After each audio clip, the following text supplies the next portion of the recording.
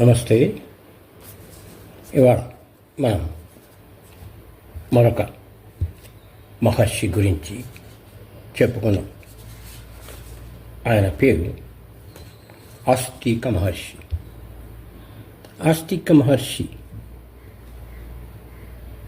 జనమేజయుడు చేసిన సర్పయాగాన్ని ఆపివేసి నాగజాతిని కాపాడినటువంటి ఒక మహర్షి. ఆయన విశేషాలు ఏంటనేది చెప్పుకుంటాం. జరత్కారుడు అనే ఋషి భరతఖండంలో ఉండేవాడు. జరత్కారుడు అంటే తపస్సులో దేహాన్ని కృషింపజేసుకుంటూ ఉంటాడు, అది అర్థం.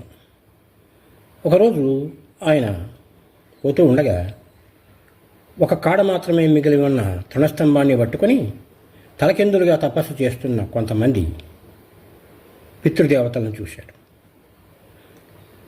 ఆ ఒంటి కాడ లోపల ఒక ఎలుక దాన్ని కొరికేస్తూ ఉంది. అది పూర్తిగా కొరికితే ఆ కాడ పూర్తిగా తెగిపోయి ఆ యొక్క పితృదేవతలు కింద పడిపోతారు. ఇక వారికి అధోలోకాలే గతి. ఎందుకంటే అది ఒక పెద్ద లోయ అన్నమాట. ఎంత లోతు ఉంటుందో కూడా తెలియదు మనకి. అప్పుడు ఇదంతా చూసి జరత్కారుడు వారిని సమీపించి అన్నాడు, మీరంతా లోతెంతో తెలియని గోతిలో పడిపోతారు. ఆ ఎలుక కొద్ది కొద్దిగా ఆ కాడను కొరికివేస్తుంది. అది తెలిసి కూడా ఎందుకు చేస్తున్నారు ఇలాంటి పని? నేనేమన్నా మీకు సహాయపడగలనా అన్నాడు. అప్పుడు ఆ పితృదేవతలు అన్నారు, నాయన, నీవేమీ చేయక్కర్లేదు. మా బాధ ఏంటంటే మాకు సత్సంతానం లేకపోవటమే ఈ స్థితికి కారణం. మేము పై లోకాల్లోనే ఉండేవాళ్ళం, ఆ లోకాల నుంచి ఈ స్థితికి చేరాం. ఇంకా భవిష్యత్తులో ఇంకా అదో స్థితికి చేరబోతున్నాం. కారణం ఏంటంటావా? జరత్కారుడు. అతడు మా వంశంలో ఉన్నటువంటి చివరివాడు. అతడు పెళ్లి చేసుకోలేదు, సంతానం లేదు. అందువల్ల మాకు ఈ స్థితి ఏర్పడింది. మాకు చివరి కర్మలు చేయగలవారు, పిండాలు పెట్టగలవారు లేనందున మాకు ఉత్తమ లోకాలు ఎలా లభిస్తాయి? మాకు నీవు ఏమన్నా చేయదలిస్తే ఒక్క సలహా చెప్తాం. మా జరత్కారుల దగ్గరికి వెళ్ళి పెళ్లి చేసుకోమని చెప్పు. ఆ ఎలుక ఎవరనుకుంటున్నావు? సాక్షాత్తు యముడే అన్నారు. అప్పుడు ఇది విని జరత్కారుడు బాధపడ్డాడు. ఆ జరత్కారుడిని నేనే కదా.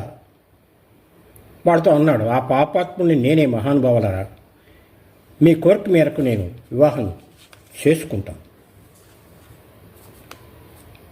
కానీ కొన్ని షరతులు ఉన్నాయి.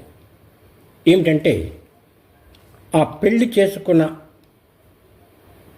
మహిళ బాధ్యత నేను వహించను. ఆమె నా మాట విని సంసారం చేయాలి.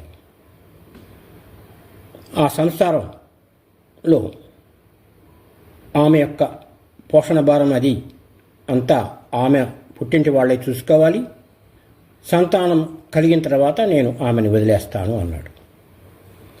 పితృదేవతలు చేసేదేం లేక సరే అని ఆశీస్సులించి జరత్కారుని పంపించేశాడు.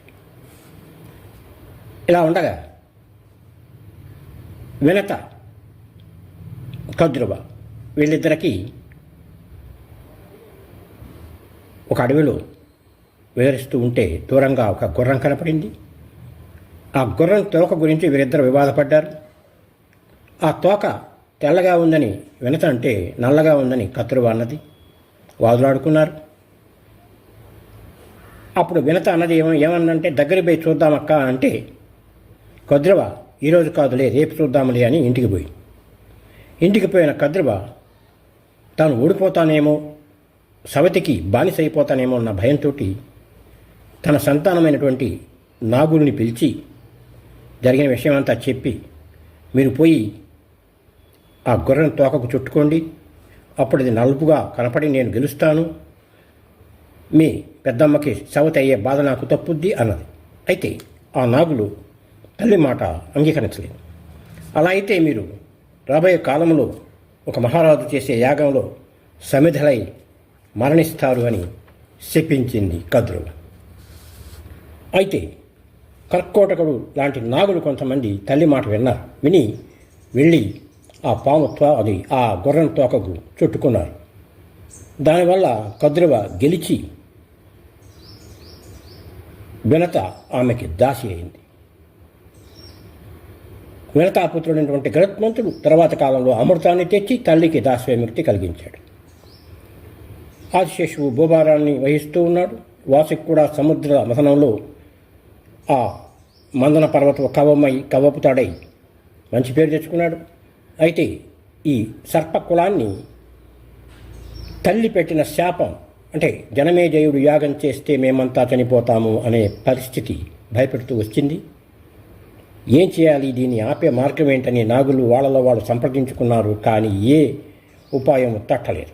అప్పుడు ఏలాపుత్రుడు అనే ఒక నాగు తోటి నాగులతో అన్నాడు. ఏమన్నాడంటే, బ్రహ్మ తలపు ప్రకారం నేను విన్నది ఏంటంటే కొన్ని క్రూర సర్పాలు ఆ యాగంలో మరణిస్తాయి. ఆ తర్వాత మన వాసుకి చెల్లెలు జరత్కారువు అనే ఆవిడ జరత్కారుని పెళ్ళాడి ఆస్తికుడనే పుత్రుణ్ణి కని వెళ్ళిపోతాడు. ఈ ఆస్తికుడి మన మిగిలిన సర్పజాతిని యాగాన్ని ఆపేసి కాపాడుతాడు అనేది. కాబట్టి మనం జరత్కారుడు ఇక్కడికి వచ్చినప్పుడు మన వాసుకి చెల్లెలు జరత్కారుని భిక్షగా ఇవ్వాలి అన్నాడు. నాగులంతా కూడా సరే అన్నారు. జరత్కారుడు లోకమంతా అటు ఇటు తిరుగుతూ తన పేరు కలది, తను పోషించనక్కరలేనిది, అడగకుండా వచ్చేది, తనకు లొంగి మాట వినేది, సంతానం గల ఇవ్వది అయినటువంటి వధువు కోసం వెదుగుతూ ఉన్నాడు.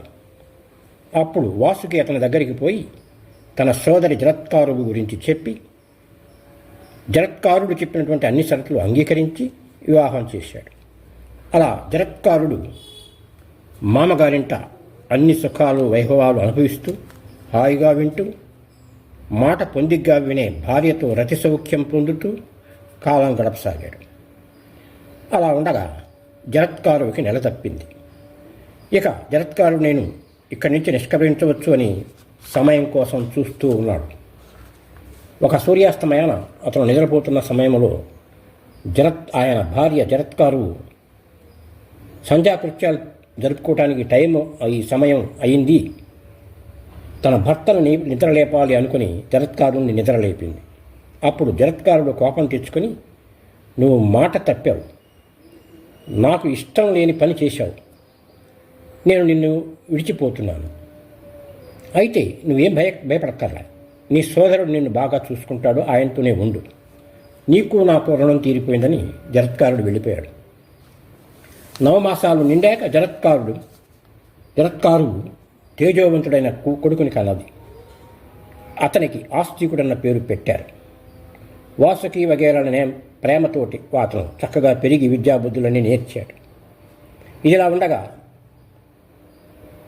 జనమేజయుడు పాండవుల యొక్క మనవడు తండ్రి పరీక్షిత్తు చావు తక్షకుడి వల్ల వచ్చిందని బాధపడి అతనిపై కోపం తెచ్చుకొని పగపెట్టుకొని ఎలా తక్షకునిపై చర్య తీసుకోవాలి అని ఆలోచించి మంత్రులు పురోహితులతో చర్చించాడు. అప్పుడు వాళ్ళంతా సర్పయాగం చేయమన్నారు. అప్పుడు యాగం చేయగల వారిని జనమేజయుడు పిలిపించి నా చేత ఈ యాగం చేయించండి అని అడగ్గా వారు అన్నారు, ఇంతవరకు ఇటువంటి యాగం చేసిన వారే లేరు, ఇప్పుడు నీ చేత ఆ యాగం చేయిస్తామని చెప్పి వాళ్ళంతా ఆ యాగం మొదలుపెట్టారు. అప్పుడు జనమేజయుడు ఆ ఋత్విక్కులతోటి, పురోహితులతోటి, మహర్షులతోటి, బ్రాహ్మణులతోటి అందరితో కలిసి యాగశాలలోకి కూర్చొని శాస్త్రోక్తంగా మహారాణిని పక్కన కూర్చోబెట్టుకుని యాగం చేస్తున్నాడు. అయితే ఒక వేదవేత్త అన్నాడు కూడా, రాజా, ఈ యాగం ఒక బ్రాహ్మణుడి వల్ల ఆగిపోతుంది అని చెప్పాడు. ఈ హెచ్చరికను జనమేజయుడు పట్టించుకోలేదు. బ్రాహ్మణులు, ఋత్విజులు అందరూ, మునులు అందరూ మంత్రపఠనం చేస్తూ ఉండగా ఆ యాగశాలలో, యాగకుండంలో ఒక్కొక్క పాము వరుసగా, కొన్ని లక్షల పాములు వరుసగా పడి మాడిపోతూ ఉన్నాయి ఆ యజ్ఞగుండంలో. తక్షకుడు కూడా వణికిపోయాడు. అసలు కథానాయకుడు వాడే కదా. వణికిపోతూ రక్షించు రక్షించు అని ఆ నాగు ఇంద్రుణ్ణి శరణు వేడాడు. ఇంద్రుడు అతనికి శరణు ఇచ్చాడు. నేను కాపాడుతాను, ఈ భయపడకన్నాడు. అప్పుడు ఈ సర్ప వృత్తాంతం అంతా కూడా నాగుల ఆడపడుచు జరత్కారుకు తెలిసింది. తమ పుట్టింటి వారి రక్షణకి ఒడికట్టింది. కొడుకుని పిలిచింది. కొడుకు ఎవరు? ఆస్తికుడు.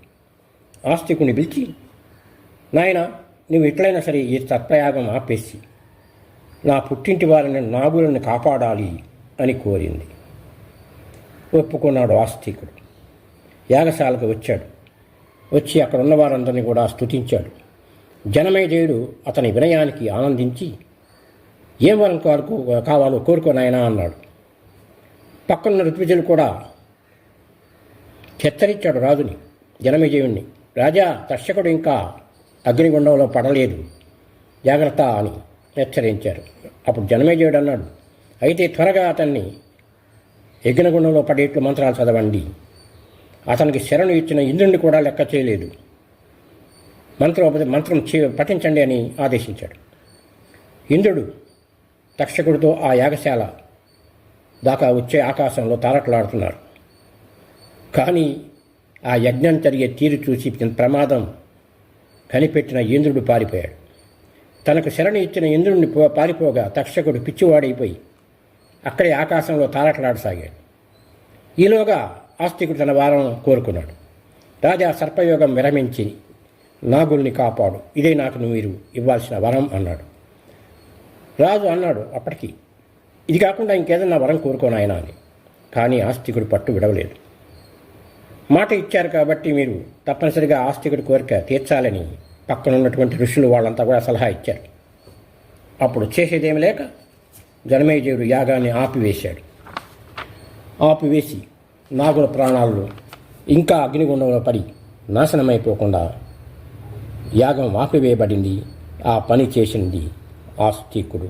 అతని వల్లే నాగుల ప్రాణాలన్నీ కాపాడబడ్డాయి. అందరూ అతన్ని పొగిడారు. ఇలా ఆస్తికుడు నాగజాతిని కాపాడి మహా తపస్వివై గృహస్థాశ్రమం కూడా స్వీకరించి బిడ్డా పాపాలతో హాయిగా ఉండటమేగాక తన వంశ పితృదేవతలు ఉత్తమ లోక ప్రాప్తి పొందేందుకు కృషి చేసి అలా గొప్పవాడై చిరస్మరణీయ ఋషిగా మన పురాణ ఇతిహాసాల్లో నిలిచాడు. విన్నారు కదా ఆస్తికుడు కదా. నమస్తే, థ్యాంక్ యూ.